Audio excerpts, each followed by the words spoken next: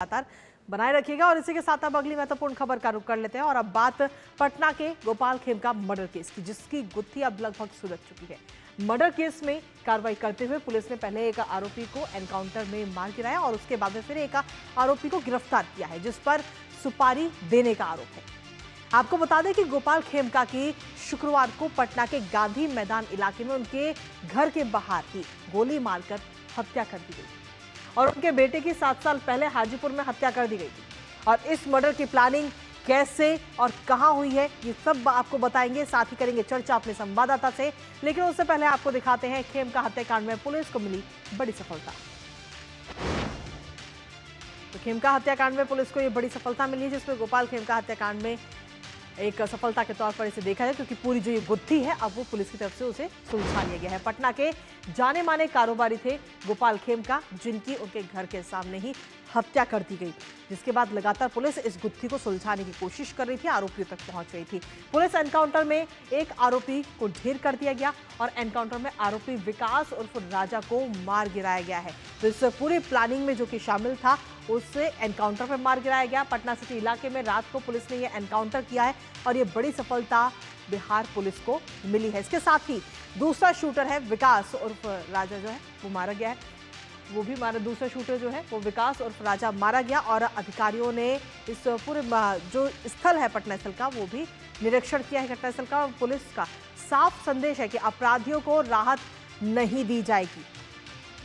तो एक आरोपी को तो एनकाउंटर में मार गिराया गया, लेकिन दूसरा शूटर जो है उसे इस वक्त गिरफ्तार कर लिया गया है। आपको बता दें कि हत्याकांड में शामिल मुख्य शूटर जो है उस वक्त उसे पकड़ लिया गया है और शूटर उमेश कुमार की अगर हम बात करें तो उसे गिरफ्तार किया गया है। वालसलामी इलाके से उसको गिरफ्तार किया गया और यहाँ पर गंगा किनारे से हथियार भी बरामद किया गया है, ये भी बताया जा रहा है। इस पूरे मामले में पुलिस की तरफ से भी जानकारी दी गई है, जिसमें सिर्फ 1 लाख रुपए के लिए ये हत्या की गई है। 1 लाख रुपए की सुपारी दी गई थी। साथ ही आपको बता दें कि जिस आरोपी को इस वक्त गिरफ्तार किया गया है उमेश, उसी पर साजिश रचने का पूरा शक है।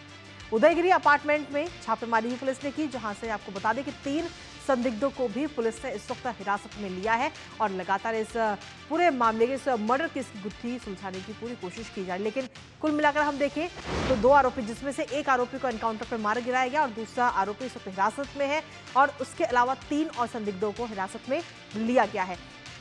इसी के साथ आपको बता दें कि एक और गिरिराज सिंह ने विपक्ष पर षड्यंत्र का भी आरोप लगाया, तो दूसरी ओर शहनवाज हुसैन ने बिहार पुलिस की कार्रवाई की सराहना की। आइए आपको सुनाते हैं।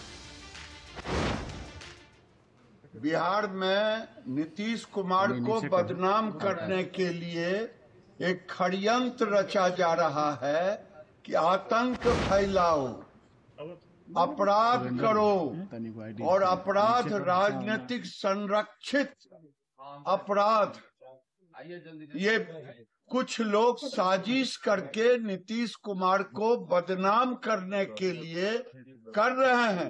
बिहार पुलिस को बहुत बधाई देते हैं कि उन्होंने एक अपराधी जो गोपाल खेमका की हत्या में शामिल था उसको ढेर किया है, एक को गिरफ्तार किया है। साफ संदेश है कि अपराध और अपराधियों से बिहार सरकार कोई समझौता नहीं करती। जो अपराध करेगा वो बख्शा नहीं जाएगा। इस पर जो लोग अब राजनीति कर रहे थे उनके मुंह बंद होने चाहिए। उनको पता होना चाहिए कि कई लोग, खासकर राहुल गांधी ने बिहार को क्राइम कैपिटल कह दिया।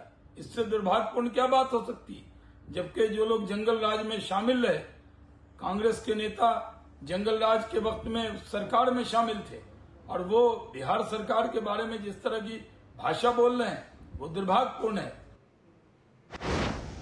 तो इस मर्डर केस को लेकर जिस तरीके से विपक्ष की तरफ से तमाम सवाल उठाए गए, उन तमाम सवालों का जवाब सीधे तौर पर भारतीय जनता पार्टी की तरफ से दिया गया। हमारे साथ हमारे सहयोगी मधुरेश इस वक्त जुड़े ताजा अपडेट के साथ, सीधा होने का रुख करें।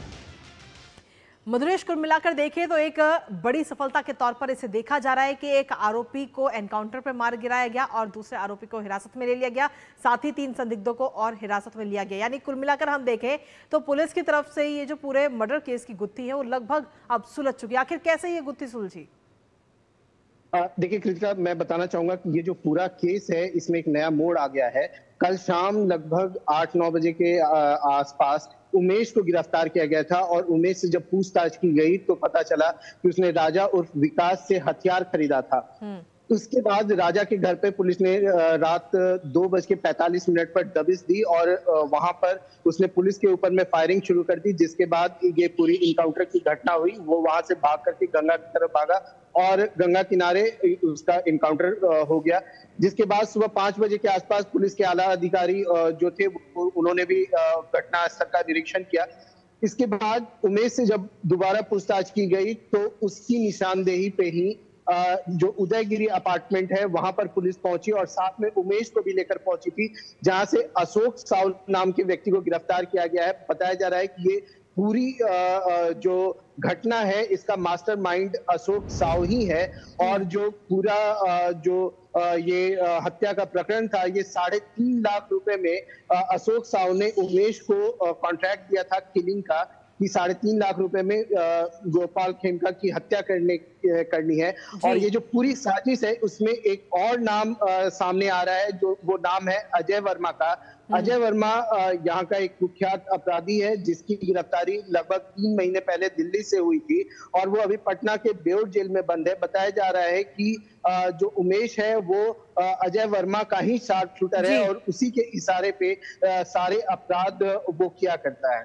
जी, लेकिन आखिर जब ये गुत्थी लगभग सुलझ ही चुकी है तो इसमें आखिर मर्डर केस के पीछे मकसद क्या है, क्यों मर्डर किया गया?